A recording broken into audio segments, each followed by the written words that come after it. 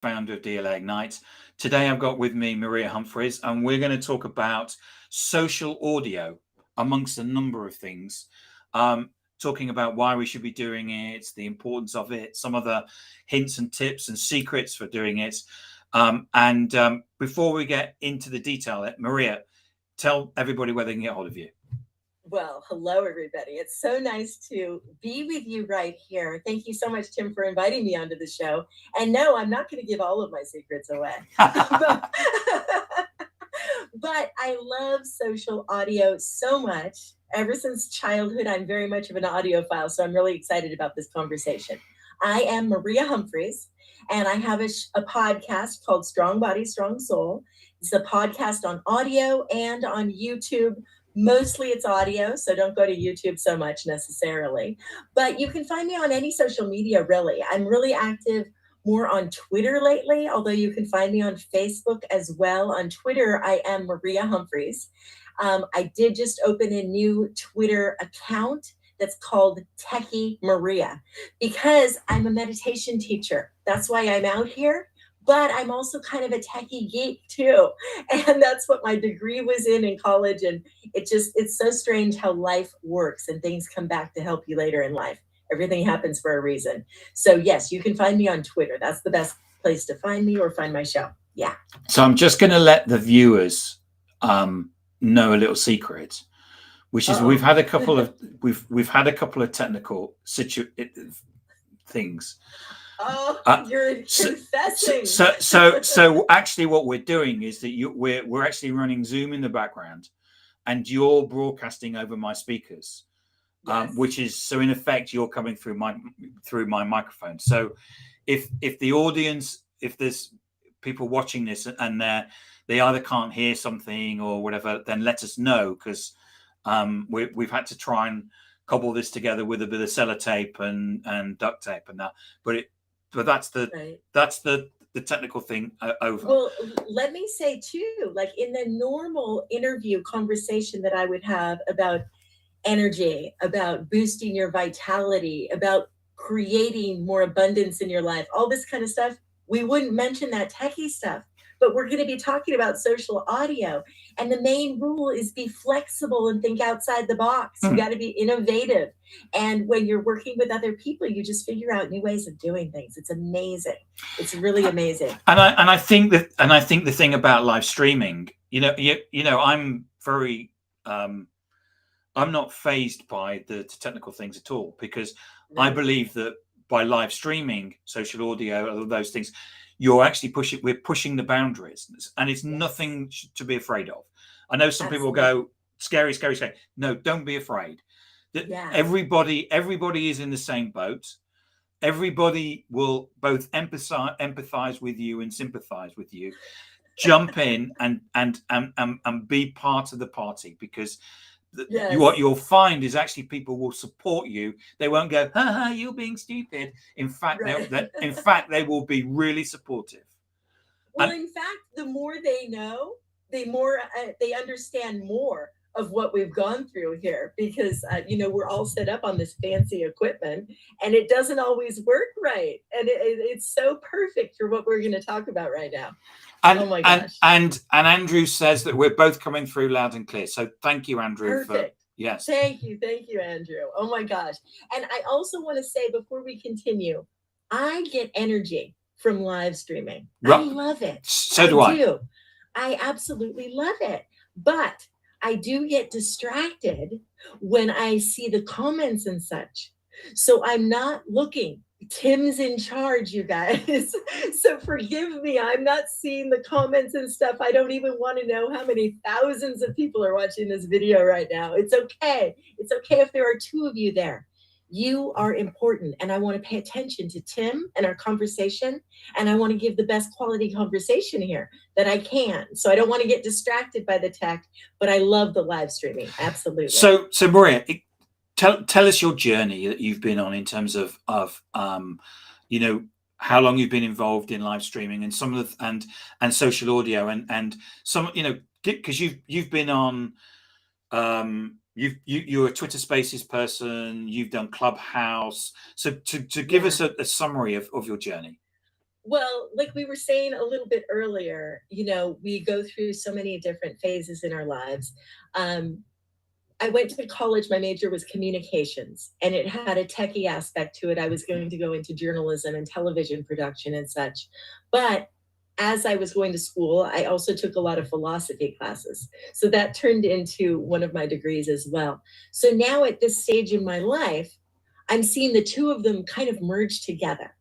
And from a technical social media standpoint, I started on YouTube. That's where my journey with social media began. Right. Of course, I was on Facebook for years before that. I never even touched Instagram or anything, Snapchat. I didn't do any of that stuff until probably the last 10 years. And when I first started doing YouTube, it was because I started doing workshops in my local area where I was combining my personal training exercise business with meditation and spiritual energy. And my kids helped me. They Right. wanted me to write a bio for these workshops I was doing.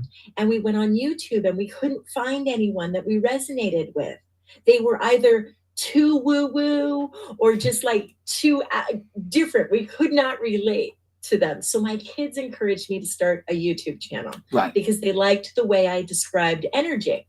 So I started doing it, and they were in shock. They're like, Mom, how do you know how to do that? And then I would remember, oh my God, I learned it in college. My brain works with camera angles and lighting. It just does. I did not go that route as a career. I went into the litigation field. I was in the legal world for a long time. Then I was in entertainment and the concert business. So I've gone through a lot of different stages, radio promotions, stuff like that. I never thought of myself as the person with the mic.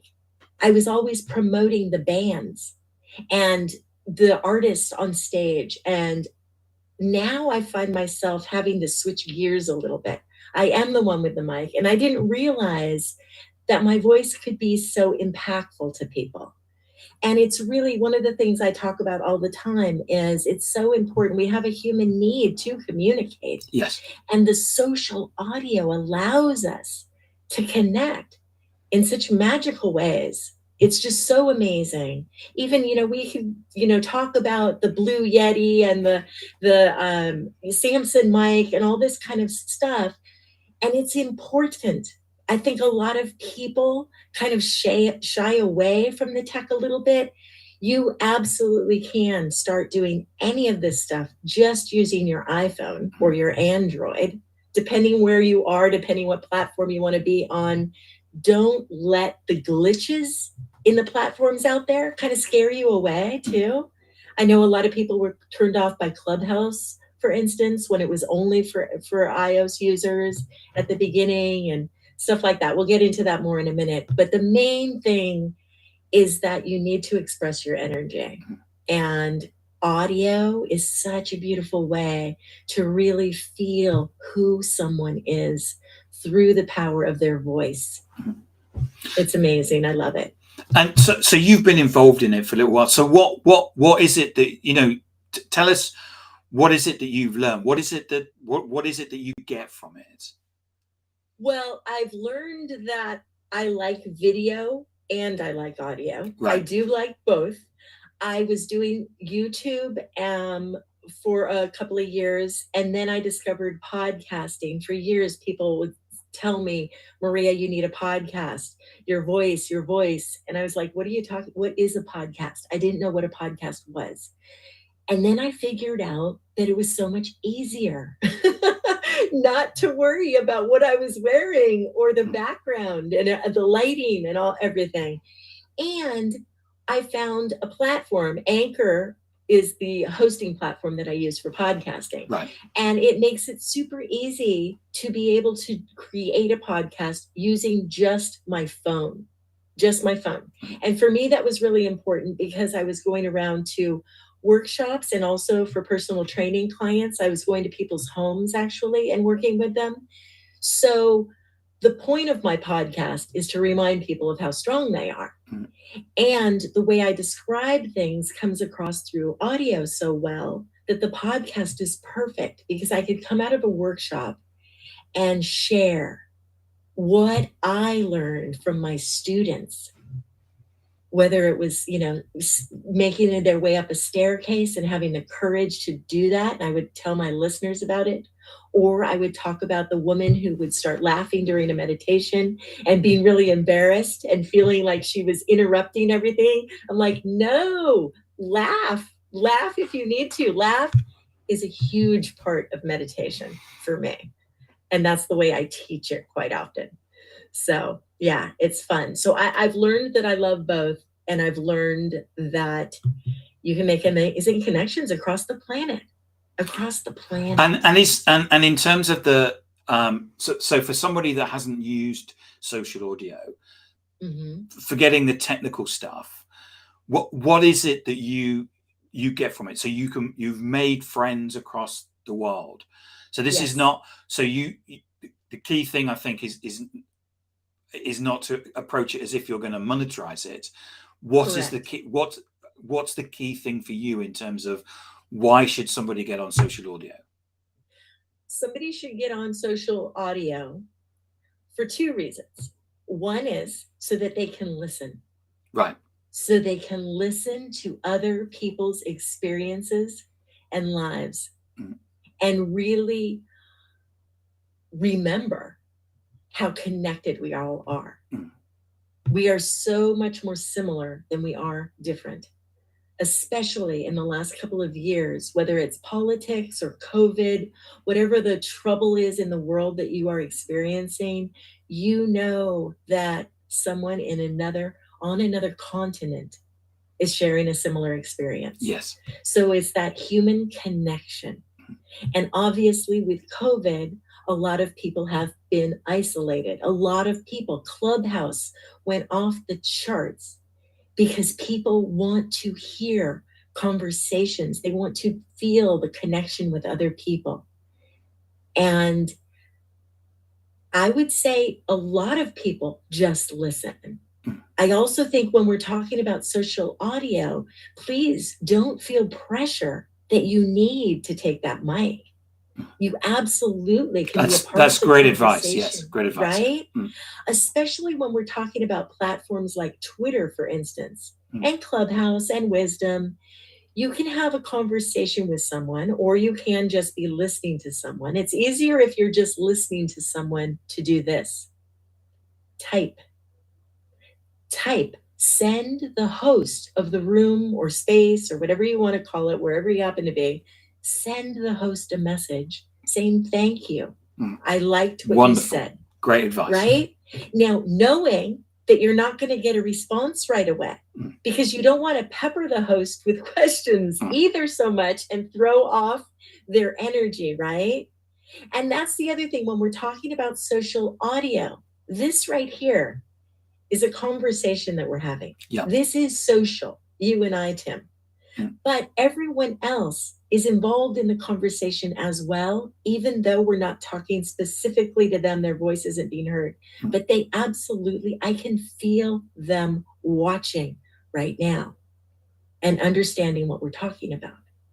And they can send a message so that there are a couple of reasons to do those messages so that you don't forget who you found out there. Yep. Because with social audio, it's hard to find people again. Especially when you hear a voice that you like, send them a message so that it's in your backlog of messages that you've sent out. Yep. So you remember who those people are, just in case you forgot to follow them. You don't even need to follow them. Don't follow me. Pay attention to people that I'm friends with if they're talking with me. If you like the kinds of things we're talking about, I'm not out here saying, follow me, follow me, follow me. If you enjoy the kind of conversations that are happening, that I am a part of or my friends are having, get connected, but do it in your own way. Don't feel pressure. Don't feel pressure. So the reasons to get on social audio are to listen, are to connect with other human beings, and are a way to speak. If you feel moved to, whatever space you're in, it's amazing because I could be in Clubhouse and Tony Robbins could be in there. Somebody huge, thousands of people. Now, in a situation like that, where it is somebody that draws that many people, you're probably not going to get the mic. Mm. And that's okay too, though, because when it's live, it's so cool. Oh my gosh, to hear Gabrielle Bernstein in her backyard talking about her latest book or whatever, and it's live, and other amazing people are up on the stage with her. It's called in social audio, it's a stage, even though it's not visual. Yep. But people are able to have conversation with somebody that you admire. Mm. It's a really amazing. There is something to be said about the live aspect of it. However, I do believe in the replays though too. Our conversation right here. We are talking to people, 6 months from now can listen to this. Well, it's going to be available forever, supposedly. Yeah. But Yeah. I agree with you. I mean, social audio is in effect a bit like radio, that you can Yes. sit there if you want to. I mean, a friend of mine sits there and listens to Clubhouse, and they carry on doing work, and it's just like a radio playing in the background. Yes. But Yes. what you're doing Yes. is that you're getting insight and information, and as you say, there could be Tony Robbins, there could be Gary Vaynerchuk, all kinds of people could be on there. Yes. Absolutely. Absolutely. And one of the things I talk about quite often is not letting yourself be overwhelmed by social audio, by social media in general. We all know that. Be very discerning in who you are following, because these clubs, rooms, talks, whatever you want to call them, you want to get a feel for the people that you're following and going to the right places. You don't want to have a lot of anxiety if you enter a room where people are fighting or talking about something that you don't want to be exposed to. Pay attention to the titles. I beg of you, people, if you are hosting rooms and talks, please be accurate about the title of what you are talking about, so that I don't accidentally push the button and end up in a place that I don't necessarily want to be. Some things you can't unhear. Well, I think that social audio reflects society. And there's certain places in society where you want to go, and certain places where you don't. And you pick and choose. It's just the same as with radio shows. Yes. And so I agree, and that's really important. Yeah. Go on. Well, I was just going to say, I have trouble. I love to talk, but I also love to be a flower on the wall and just listen. I say flower instead of fly. But I love to just absorb the conversation quite often. So I would say, if you're new to social audio, go into places and get used to it. Don't be alarmed. It depends on the host. Some hosts will see your name in there, and they may say your name.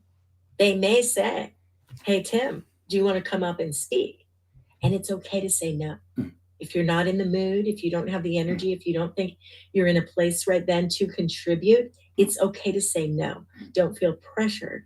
But I also want to say, when I am listening to really fantastic people, it's hard for me to work at the same time, because I get so inspired. Yes, for me it is, yeah. Right?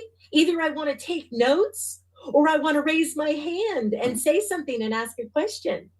So it depends. Yes, I would say, as with anything, guard your time. Be very intentional with how you get out there, because social audio, more than any other platform or type, can be very addictive. I think it's when people get involved in it, it can be very addictive, and they don't have to get on the stage. I think it's what if you're listening to podcasts, if you're a person that enjoys knowledge, if you think that every day is a school day, you want to learn something and learn from other people, it's a great platform for doing that. Yes, there's a lot of people there that are pitching or is a waste of time, but you soon learn what's noise and what's signal. Exactly. And it's very intuitive. That's the beauty of audio too. You can feel if somebody's having a mindset of conflict breeds cash, right? Those aren't the kind of people that I hang out with. No. So you gravitate to what you want more of in your life. And that there's no better way than through audio, really. Yesterday I was having a discussion. All these platforms are going crazy. Everybody's adjusting. It's very important to remember that they're all adjusting and doing the best that they can. They're trying to make money. It's a business. They're making changes all the time. And a lot of times the users of these platforms will get upset. Yes. Oh, they ruined it. I'm leaving. And they'll come back a year later or whatever. So it's interesting because it's kind of like a herd of buffalo. Everybody kind of goes to one place for a while and goes somewhere else. But I do say, if you are a content creator and you are using social audio for some business purpose, you do want to be really careful with where you put your voice and how you save it.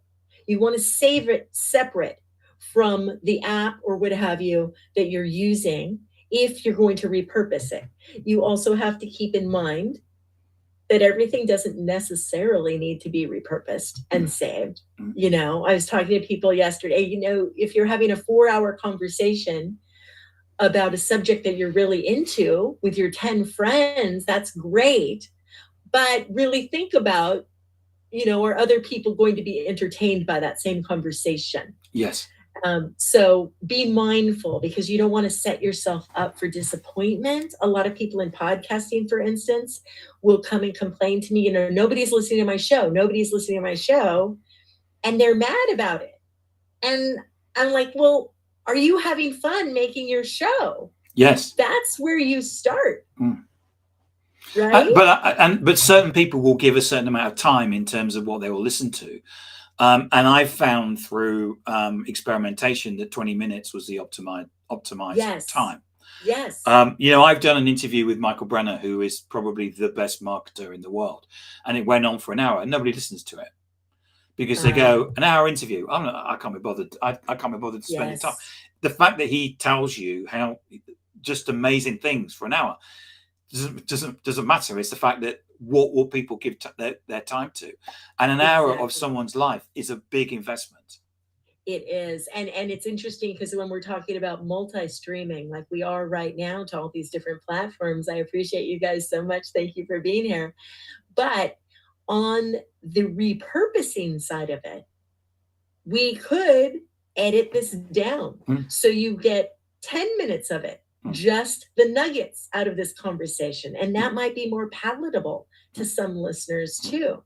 So think about that. There are reasons to do both multi-streaming and repurposing. Yes. Do both. There's no one right way to do anything. And recording out here, whether it's video or audio only, is just amazing. I've heard rumors that TikTok is going to start doing some audio. They're going to have to. They're going to have to. They, TikTok is taking over the world, and it's going to have to grab some of the social audio.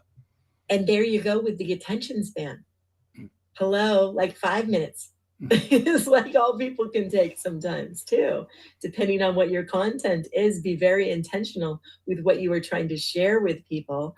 Don't assume everybody's trying to do the same thing you do. So at the beginning of my journey here, I was thinking, everybody's trying to make the world a better place. And they aren't. And they're not. They're not. So you get to know. And also the flip side of that is those people that are, trying to manipulate information or whatever, they assume everyone else thinks that way too. So they're suspicious when someone is really trying to be nice. They're like, oh, what do they want? What's their end game? What are they trying to get me to buy? It's like, no, it's free. Go, and yes, I would love more clients. I work with people on Zoom calls and such with spiritual guidance. I work with people helping them with their podcast. I'm working with people right now on some political campaigns for social media, because I'm all about, like I said, live streaming. I love helping people that are scared of it to really get out there and use their voice. Don't script. I have all these different things. Just be yourself. That's the bottom line. Maria, thank you so much for coming on today. We're at 24 minutes, so we are just at time. Thank you so much for coming on. And I really loved the conversation today, because we haven't talked about what microphone to use and stuff like that, because we didn't want to. What we wanted to do, what I wanted to do, I want to lay I want to lay a foundation for people to understand that this technology, whether it's social audio or live streaming, is something they should be involved in. It's something, Yes. it's just like probably 30 years ago, people got involved in spreadsheets and stuff like that.